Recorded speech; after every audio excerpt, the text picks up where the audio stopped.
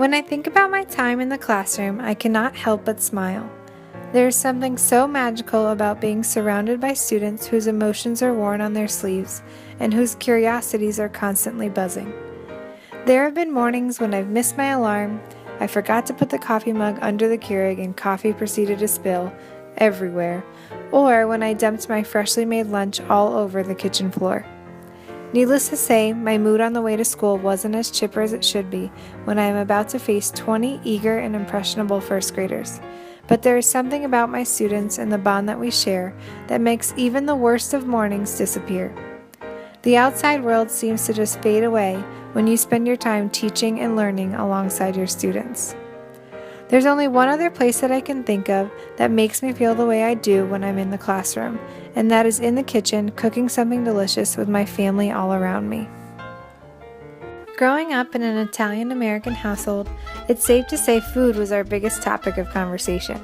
You couldn't come to my house without my mom whipping up something scrumptious. It didn't matter if you had just come from an all-you-can-eat buffet, she was going to make you a plate and you were going to eat it.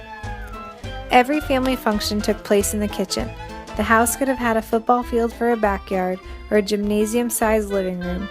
Regardless, all 15 or more of us were guaranteed to be crammed in the kitchen, except my grandfather, of course. He'd be asleep on the couch.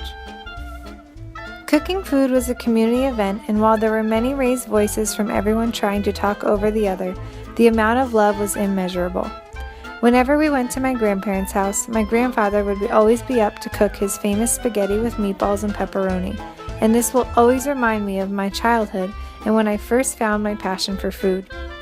It's not hard to predict that as my cousins and I grew older, we started to play a bigger role in the actual cooking. After all, our moms were our inspirations.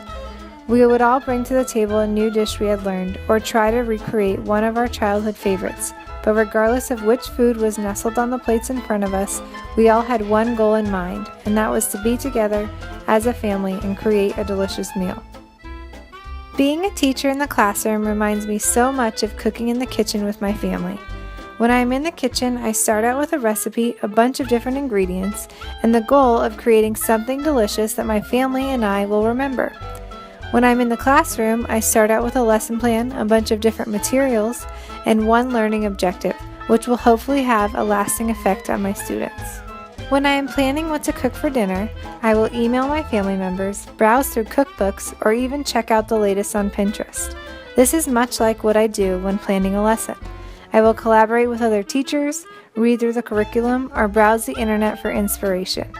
In both situations, I am gathering ideas from each resource that I visit with the hope to tailor the best lesson, or in this case, the best recipe.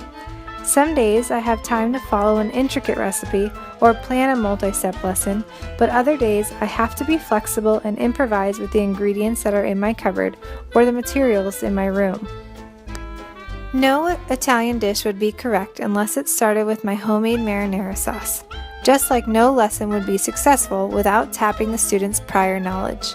In lasagna, marinara sauce is the foundation of the entire dish, so I use my tried and true sauce recipe to start building the lasagna one layer at a time, just as I first check in with my students and see what they already know, what connections they have with the topic, and what background experiences they can draw from in order to understand the topic and acquire new knowledge.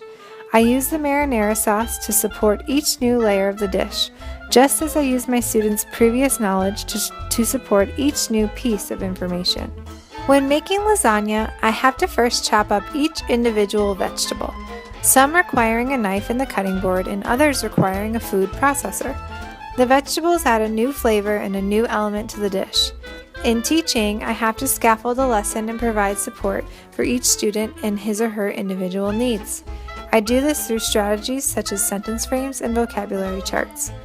The key to continuously supporting the vegetables, or students, is to add some of the sauce or that foundational knowledge to the pan. The sauce serves as the vessel for the vegetables to bring in the new flavors. I then have to add the cheese and the noodles. I layer them with the sauce one after another, continuously building the dish to contain all of the ingredients and elements of flavor. At the end of a lesson, we put together all of the separate components in order to present our final product, or make sense of the overall lesson. I then get to enjoy and share the lasagna with my family, just as I share in the experience of my students and I gaining knowledge together. But neither is complete without the reflection of me as a cook or me as a teacher. Perhaps next time I need to add more sauce or a touch more basil, or maybe I need to spend one more day on the parts of a plant.